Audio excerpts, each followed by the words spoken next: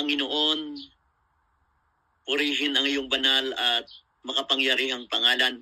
Salamat po sa mga pagkakataon na katulad nito na maitaas namin, Panginoon, sa trono ng iyong biyaya at ng iyong kabanalan ang aming pong mga kamanggagawa, Panginoon, sa buong Pilipinas.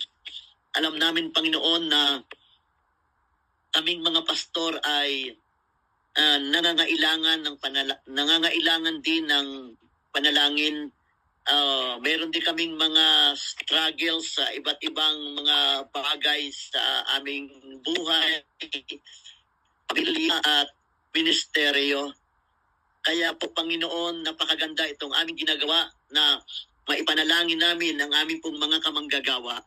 Panginoon, dinadalangin po namin na ang bawat isa sa amin ay patuloy niyong bigyan ng karunungan, patuloy niyong bigyan ng kaalaman, Panginoon, para mapamahalaan namin ng mabuti ang iglesia na ipinagkatiwala mo sa bawat isa sa amin. Panginoon, dalangin din po namin na pagpalain mo ang bawat isa sa amin sa financial, sa mga material na mga pangangailangan, Panginoon, upang malaya naming magampanan ang gawain na ipinagkatiwala niyo po sa bawat isa sa amin. Panginoon, dalangin rin po namin ang kagalingan ng mga pastor na, Panginoon, ang kanilang pagsisilbi sa inyo at pangangalaga, Panginoon, sa iglesia, Panginoon, na ipinagkatiwala po ninyo sa kanila. Dalangin namin anumang struggles ng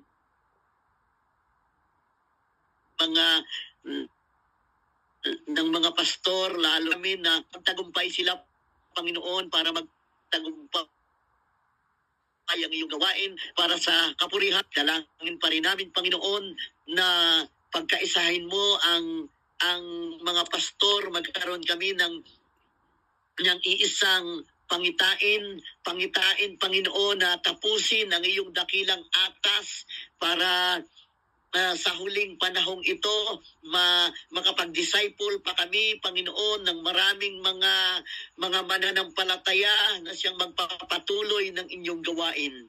Panginoon, dalangin namin ang lahat ng simbahan sa Pilipinas ay iyong pong pagpalain, Panginoon, maging supportive sila, Panginoon, sa misyon na ipinagkatiwala po ninyo sa aming mga pastor. At dalangin namin na ang mga pastor at ang mga simbahan sa Pilipinas ay patuloy na magtagumpay at ang iyong gawain ay patuloy pang lumawak at marami pa kaming madala na mga tao sa pagkakilala sa inyo. Panginoon, sa inyo po namin itinataas ang lahat ng mga pastor at mga simbahan sa ngalan ni Jesus. Amen.